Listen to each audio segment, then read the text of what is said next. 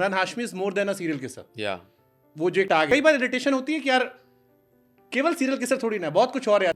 ये fortunately unfortunately मेरा identification बन गया था, बिकॉज मेरी जो छवि बन गई थी, इवन अगर आप SRK के बारे में सोचो तो वो क्या है, वो यही है। एडल्ट थ्रिलर को इंडिया में बी ग्रेड या सी ग्रेड फिल्म में माना जाता। जी इमरान हाशमी ने आकर उसको लेकर नजरिया बदल दिया। जी जी।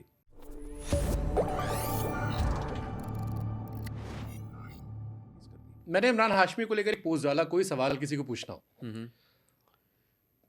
तकरीबन 4000 जवाब आए सवाल पूछने के। उसमें से 3000 3,500 वो किसके इर्द गिर्द घूम रहे थे। और मेरे मन में बार बार चल रहा था कि इमरान की, जब मैं पूरी जर्नी देख रहा था, बिकॉज पॉडकास्ट कवर करते वक्त आपकी हर एक फिल्म के थ्रू में गया, और मुझे रियलाइज हुआ कि Imran Hashmi is more than a serial kisser. या वो जो एक टाग है, जबकि क्वेश्चंस या इमेज दिमाग में आती है।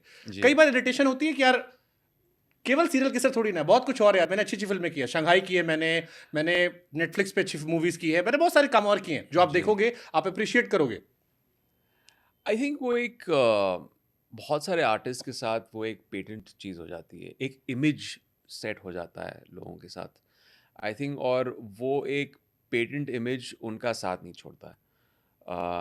जैसे अब अगर आप SRK के बारे में सोचो तो वो क्या है, वो यही है, और वो आई थिंक कितना इलस्ट्रियस करियर रहा है उनका, सो मेनी डेकेड्स, बट वही चीज़, क्योंकि वो इतना बड़ा रिकॉल है उस चीज़ को लेकर, और बहुत सारे आर्टिस्ट के साथ है। तो I think I take it as a compliment. Salman is removing a T-shirt, Anil Kapoor है झकास। तो I don't know what it is I think एक लेबल होता है, एक आइडेंटिफिकेशन होता है एक एक्टर के साथ, it becomes an easy identification. ये फॉर्चुनेटली अनफॉर्चुनेटली मेरा आइडेंटिफिकेशन बन गया था, बिकॉज मेरी जो छवि बन गई थी in a large part my career, I don't blame the audience also, a large part of my career, right until I think 2009, 7-8 साल तक, वो एक इमेज था मेरा जो प्रोड्यूसर सेल कर रहे थे, जो मैं खुद सेल कर रहा था।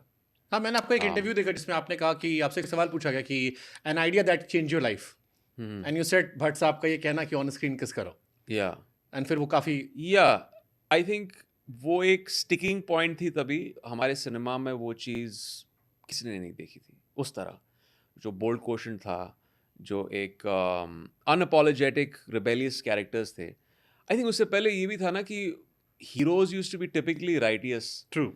मेरे हीरोज थोड़े टेंटेड थे, उन अनएथिकल चीज़ें करते थे, और फिर फाइनली एक रिडेम्पशन का एक फेज आता था। मतलब अगर मैं इसको रिफ्रेम करूं तो एडल्ट थ्रिलर को इंडिया में बी ग्रेड या सी ग्रेड फिल्म में माना जाता। जी। इमरान हाशमी ने आकर उसको लेकर नजरिया बदल दिया। जी जी। लोग, I think it became even more palatable, क्योंकि मैं एक बात बताऊं, मर्डर जब फिल्म रिलीज हुई थी ना, बहुत बैकलैश आया था फिल्म रिलीज से पहले।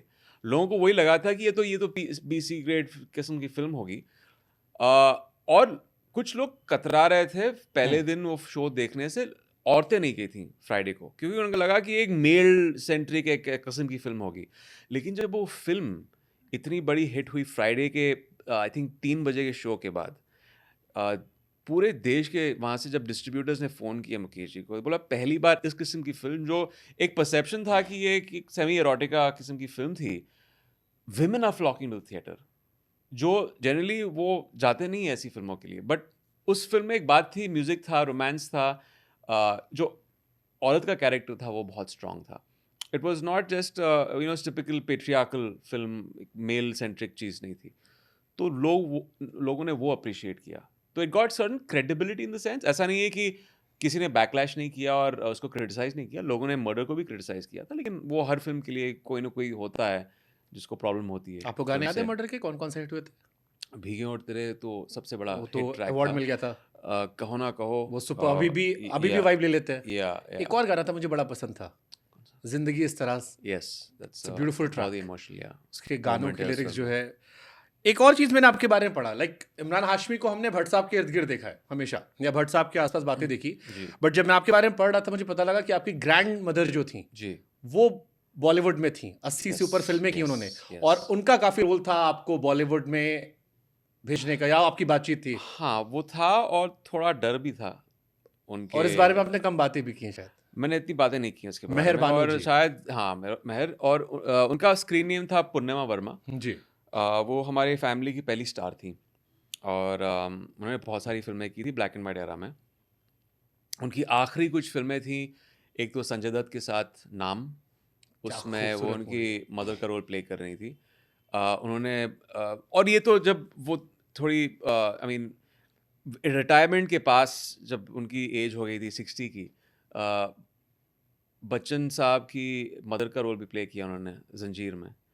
अ, तो आई थिंक वो एक इन्फ्लुएंस तो था, मैंने उनकी फ़िल्में देखी थी लेकिन मैं कभी और वो खुद भी क्योंकि उन्होंने इतने उतार-चढ़ाव थे देखे थे इंडस्ट्री में, वो थोड़ी डरी हुई थी कि मैं कहीं इस इंडस्ट्री में आकर ऐसा नहीं हो कि कभी-कभार क्या होता है ना कि इंडस्ट्री में आप आ जाते हो, फ़िल्म लॉन्च होती है, ऑडियंस ओवरनाइट आपको रिजेक्ट कर देती है और ऐसा बहुत लोगों के साथ हुआ है। She was being very protective.